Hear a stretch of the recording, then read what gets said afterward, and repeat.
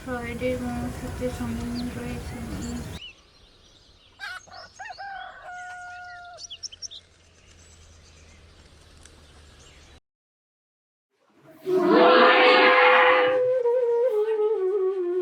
এবারে বার্ষিক পরীক্ষায় প্রথম হয়েছে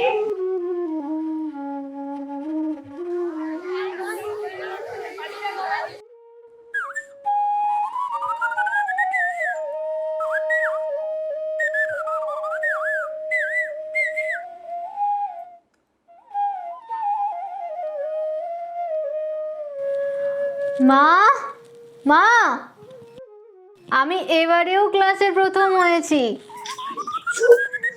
আস্তে করে ভেতরে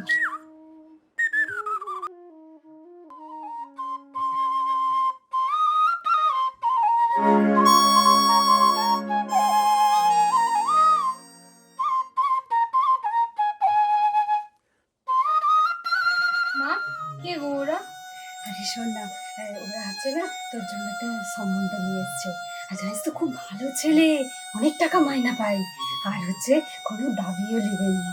তুই তো জানিস মা, তোরা বাবার কি অবস্থা। না মা, আমি তো এখন বিয়ে করতে চাই না, আমি এখন পড়তে চাই। আমি লেখাপড়া করে চাকরি করতে চাই মা। আমি তো এখন বিয়ে করবো না। হ্যাঁ রে মা, তুই পড়বি তো, তুই বিয়ের পরে পড়বি, ওরা খুব ভালো লোক জানিস তো, তোকে পড়াবে। তুই এখন এদের তৈরি করনি, ওনারা বসে আছেন তখন থেকে। করছি তো, যাও তাতে তৈরি করে এসো। চল। বাবা, আমি এখন বিয়ে করবো না, বিয়ে করবো না মানে? আমি পড়তে চাই এখন। তুমি কি পড়ে দিগ্গজ হবে নাকি? যাও তাতে তৈরি করে নিয়ে এসো। এই চল তো। না বাবা, আমি এখন বিয়ে করবো না। তুমি যদি এই বিয়ে না করো তাহলে আমার মরা মুখ দেখবে।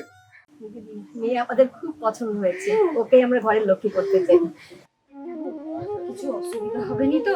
ও নিয়ে তুমি চিন্তা করো না, পঞ্চায়েত বোমবাদা আছে, বোমবাদাকে সব আমি জানিয়ে আসবো। চল। হ্যাঁ চল, সেটাই ভালো। আরে বিপুল যে কি খবর? হ্যাঁ দাদা নমস্কার। হ্যাঁ বল। বলছি মেয়েটার তো বিয়ে ঠিক করলাম, তো ওর তো একটু বয়সটা কম। কত বয়স? কত কত ওই 15 পেরিয়েছি। 18 হয়ে যাবে, তুই চলে যা, তুই বিয়ের আয়োজন কর। ওইসব পুলিশ থানা পুলিশ সব আমি দেখে নেব।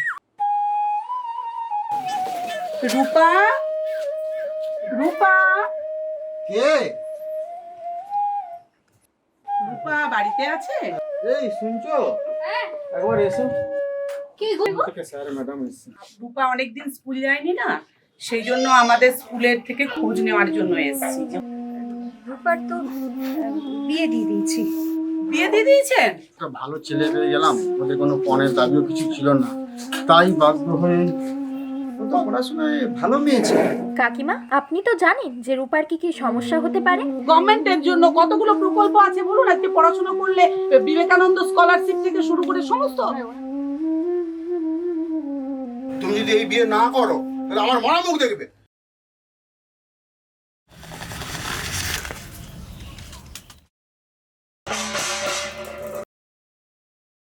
বৌমা, বৌমা, কি হলো তোমার? বৌমা,